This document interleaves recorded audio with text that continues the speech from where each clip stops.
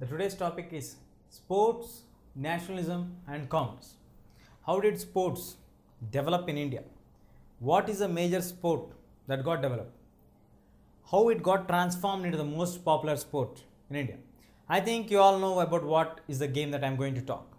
We have Indian national game, hockey, which is not so popular as this game. We have world histories created on this name. Let's push off the suspense. See here. The game which is known as gentleman's game, which was started by the English people in the earlier periods of 1880s. So later on it was practiced in all the colonial countries where they have ruled. I think I am clear about the game about which we are talking now.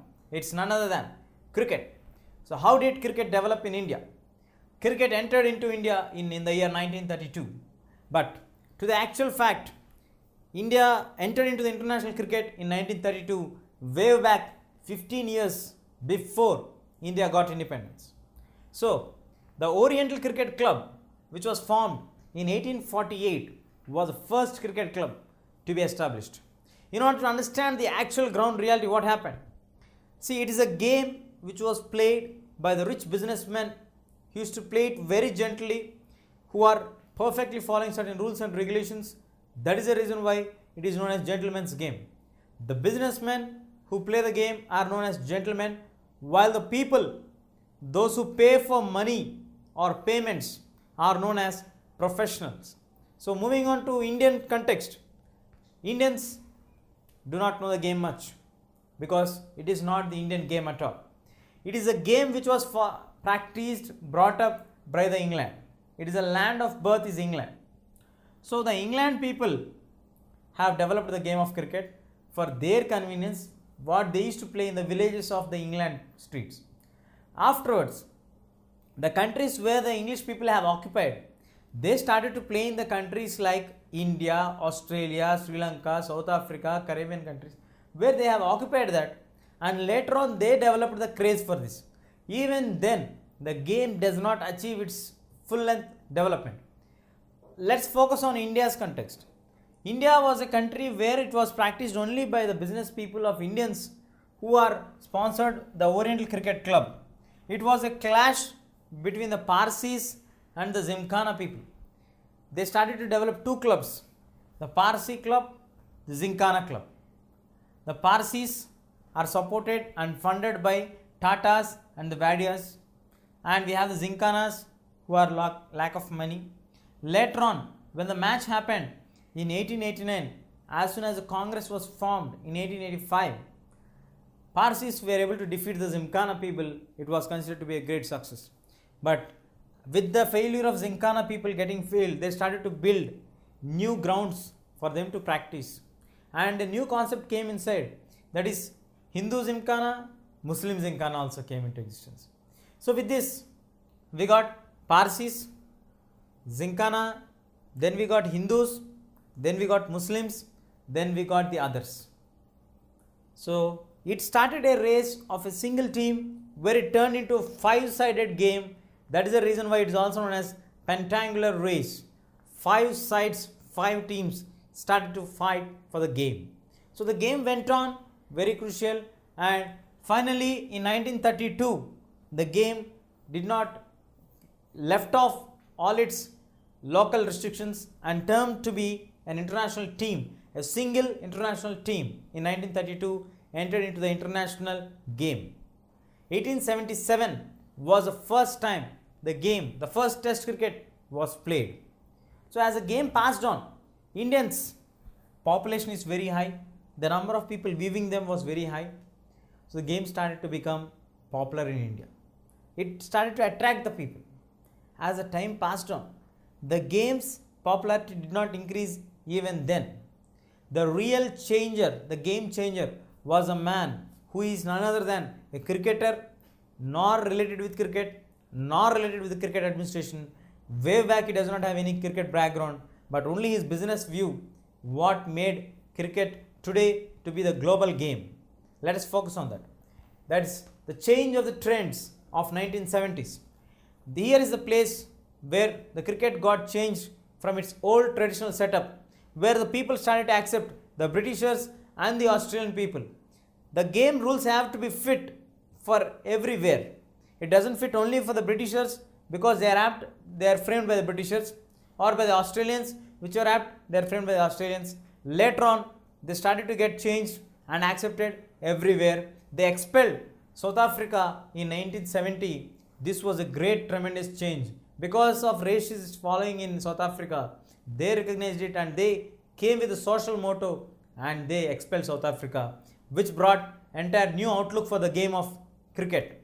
And later on, in 1975, first time they were able to organize a successful first World Cup of the cricket, which created some impression and some popularity for the game. But later on, the real game changer, he is none other than Mr. Kerry Packer. He was an Australian business tycoon who saw it in a foresightedness and observed very clearly there is a true growth for cricket. He made 51 cricketers to sign an agreement and conducted several matches. In these several matches, though he got opposition from the international cricket associations, he rejected them, and for 2 to 3 years he played these matches continuously and created them live telecast in his television channels and made the cricket to get connected immensely to the people. And he did the business ever large for the cricket and made cricket to be the largest game with the title Packer's Circus of cricket. And he also brought the new outlook for the cricketers. That's the dressing style, the helmets, the gloves, the pads, all the latest things which makes them to feel secured and sophisticated and delicate and also safeguarded from all the balls, attacks and everything. So this also changes the outlook of the cricketers, and this have taken over the entire dynamics of all the other games where the real game of cricket was changed continuously. And later on, the ICC started to conduct various other meetings. The cricket boards began to become rich by selling the rights to the television channels. Television channels has become rich after buying the rights from the cricket shows because they can sell it for the advertisement groups. So in this way, the real business got generated because of the activity which was done by Kerry Packers. So this has made really cricket a tremendous game. And later on, the one-day international matches have taken over the test matches. The popularity have risen to its horizon.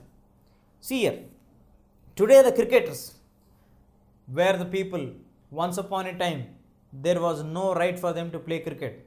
Once upon a time, they don't know anything about cricket. Once upon a time, who fought for the cricket teams between them? Today, they are the costliest, most popular, most wanted cricket players in the entire world. Those are none other than Indians. Indians, in the way back history, as we have analyzed, we have fought pentagonal struggle to get it for the Indians for the cricket cup or for the cricket team actually.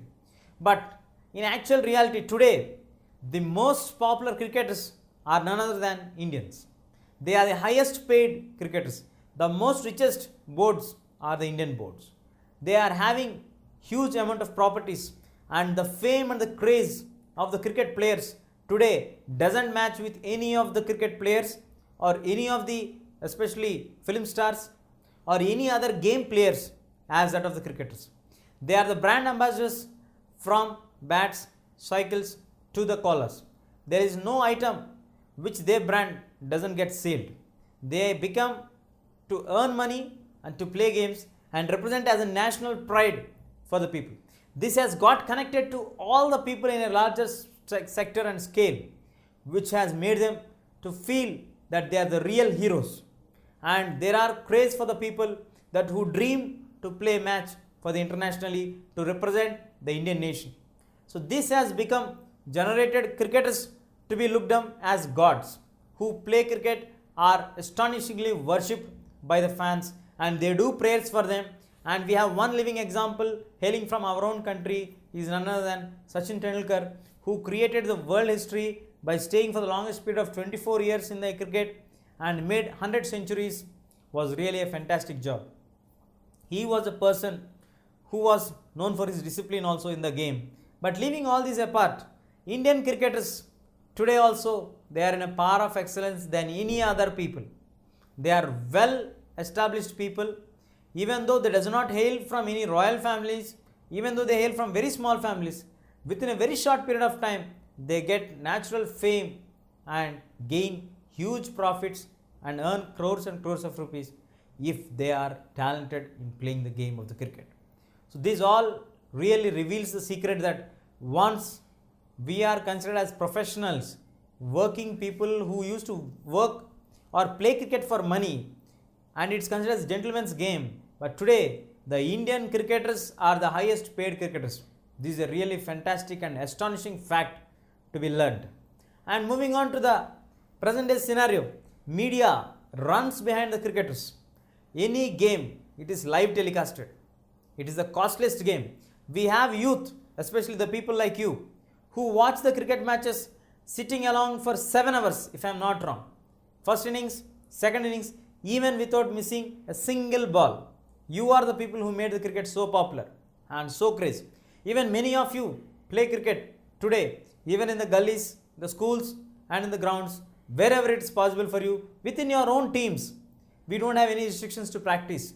Earlier, we don't know what is cricket. We don't know how to play cricket. What are the rules of the cricket? Today, even a 5th class boy can reveal us all the cricket rules and regulations perfectly than me. It means they know the cricket very well, better than us. So this is the knowledge what they are getting because of media and watching the cricket game. It is nothing wrong, but it should have its impact. It is showing its impact. Now moving on, is the same craze existing for all the other games also in India? Let's check it out. See here, the other games which are famous in India are the kabaddi, the hockey, the badminton, the weightlifting, the chess and the tennis, the shooting, rifle shooting especially. All these games are also similarly famous, but not as that of cricket. We have 2 international medals from these games representing India in the Olympics and getting medals, but still they don't have that much craze. These all games are taught in India, and especially under the Ministry of HRD, we have a special wing called Sports and Games. This division looks after the young talented people who can play the games very well, and they conduct tests for them at the district level, mandal level, district level, then they move on to the zonal levels, then to the state level, then to the national level, then to the international level. Even cricket also, we have the Ranji matches where the key cricket players establish themselves and turn into pure cricketers. So in the same way, we have trained for the young generation kids to claim their talents, to cherish their talents. We have, I think recently we have one Milkha Singh, whose movie also was released. Milkha Singh was a person who is coming from very poor family, who worked in the military. Later he achieved his target and brought Olympic medal for Indians. So this is nothing less than a great history which is behind us. Only thing is, our children, our students, our youth has to be trained properly in such a way that they can develop the cult towards the games and worship the games and understand the national and the international mindedness and the game spirit, which can fetch many medals for us. Let's hope very soon our young youth who are sitting and watching this lesson will be in the list of the prize winners and create a new history either in cricket or in any of the other games. And to inform to you that hockey is the Indian national game. Remember that. And we have chess, Vishwanathan Anand, who plays the game very well and is a grandmaster who has won the world title many times. So one of you also can be a history maker from the games point of view also.